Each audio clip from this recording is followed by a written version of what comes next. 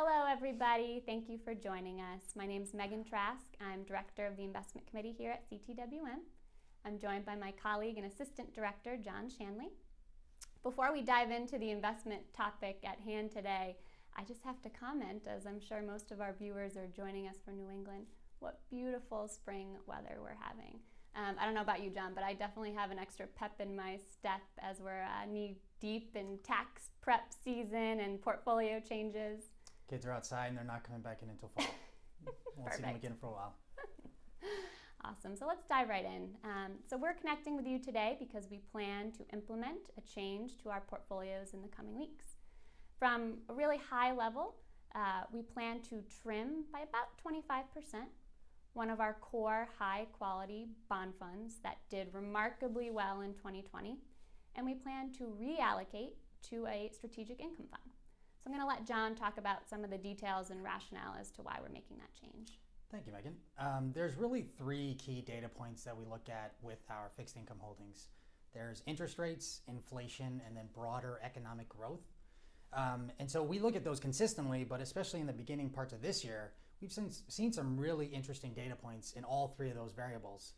And what's interesting with fixed income, interesting to us at least, is that various types of bonds will interact with those variables in different manners. So we could take a step back and look at the economic landscape today. We have, I would say, been pleasantly surprised with how well the economy has opened up, right? We've seen some really strong economic numbers that will probably continue on. It looks that way. We just got the passage of a stimulus bill yesterday, which will have about $1.9 trillion to help consumers and businesses open up this next coming months. What's also incredibly interesting is that the consumer is in a really strong shape today, right? So we've got really strong balance sheets for individual people. I don't know about you, Megan, but when this economy opens up, I'm going to be spending money on trips and getting out there.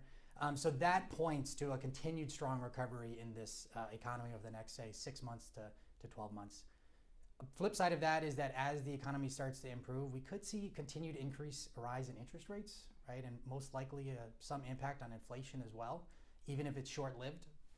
So what Megan referred to, this strategic income fund, is well positioned for those types of growing economic expansions. So it gives us a different exposure in our usual fixed income sleeve to help ride that continued expansion.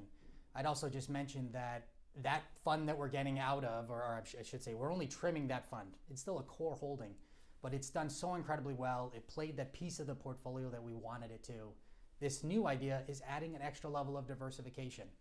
And if 2020 taught, at least me personally, anything, is that diversification works. Sometimes it works better than others, and I think in such an uncertain economic environment, doubling down on diversification is really the right approach. Absolutely. A couple other points I would make. I imagine one of the questions top of mind if you're listening to this is, why even hold an asset class that we expect maybe not to do as well in the near term because of rising interest rates? And while that's a great question, I think it's probably pretty easily answered in that bonds in general play a crucial role in our clients' portfolios. If we think about a bad year in the stock market, stocks could be down 10, 20, 30%. If we think about a bad year in the bond market, they might be off a couple of percent. So we need a place in the portfolio where capital preservation is key. We need a place we can go to generate cash that we can send out to our clients so their life isn't disrupted by a down stock market. So even though we don't expect bonds to be a stellar producer of returns in the short term, their role in portfolios remains critical. That's such a great point too, Megan, because a bad year for the bond market is a bad day for the stock market. Exactly. So risk is just defined differently when we think of bonds and stocks. Absolutely. And then the second point, I think it's important to make is we talk about rising interest rates, and I think automatically, and we're seeing some short-term volatility in the stock market. There's some fear associated with rising interest rates. And if we look back throughout history at rising interest rate environments, we can see that it poses some challenges for bonds. But interestingly, rising interest rates isn't necessarily a bad thing for stocks. So most of our clients hold a significant amount of their portfolio in stocks. So I think important to remember when we're talking about interest rates and rising interest rates, it's not all doom and gloom. Rising rates too they tend to be a short-term problem for bond markets, but it's actually a long-term thing as a positive, because now we can make more money on our bonds in a low interest rate environment. As interest rates start to increase, we can start to get more from our bonds in the future. Well said. So with that, I think we'll wrap it up.